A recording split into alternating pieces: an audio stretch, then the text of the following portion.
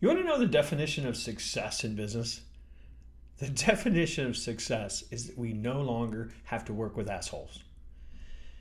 Now, I know that's kind of harsh, but as a marketing consultant, if I have the capacity to work with 10, 12 clients, maybe at the most, and I've got 3 that are really a pain that I don't really want to talk with, that's a recipe for disaster. We have to understand who makes an ideal client for our business, because let's face it, we attract the clients that we deserve. We attract the clients that we are going after and educating and messaging. So if we don't understand who makes an ideal client for our business, who we want to work with in our business, and we simply try to attract people who seem to need what it is that we sell, that's how we're going to get this up and down, really out of control business. If you want to understand who makes an ideal client for your business, think about the 1, 2, 3 maybe clients, hopefully, that you have that you think, wow, if I had 3 more like that, life would be great. What is it about them that makes them great? Did they have the right problem? Do they have the right mentality? Do they have the right mentality about how to solve that problem? Do they have the right motivation? Do they have the values that match yours so that they're a great fit? Here's how I want you to think about doing.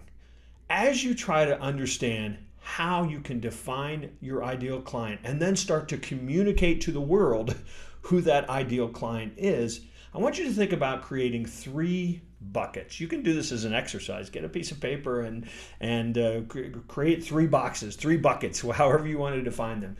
And in the first bucket, I want you to think about the must-haves. This one's pretty much the demographics. This is the stuff that somebody has to be a business. They have to have so big a size. They have to be in certain industry. It's all the stuff that we generally stop at. Then I want you to think about the second bucket.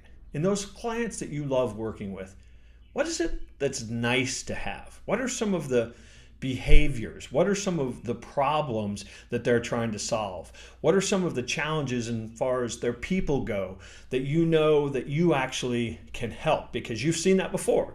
You've had that sales conversation with somebody and they start kind of listing off the things that are going wrong in their business, and you say, aha, this is a business that I can help. Those are the nice to haves. And then I want you to think about, in bucket number 3, ideal.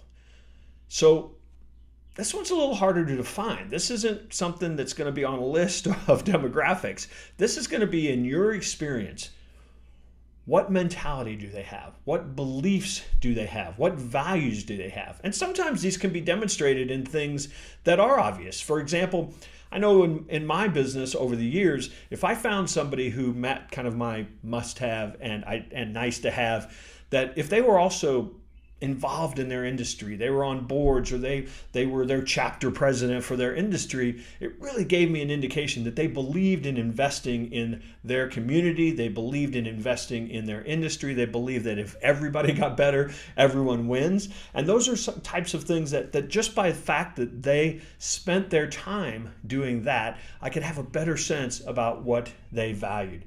If you want to work with that ideal client, you have to understand who they are, you have to define them, and let's face it, if you're only after 10 or 12 or 15 clients in your business, why not go fishing and educate those clients on how to be ideal in all of your marketing? If you understand, for example, that serving on a board in your industry is a great way to demonstrate value, then you can actually write a blog post, for example, about how valuable or how important it is that you invest in your community, and all of a sudden you're going to start maybe attracting, or that content's going to start resonating with people who already believe that. So by understanding who your ideal clients are and the attributes, the profitability, the why they refer, all those things about your ideal client, and then moving your marketing strategy towards attracting them,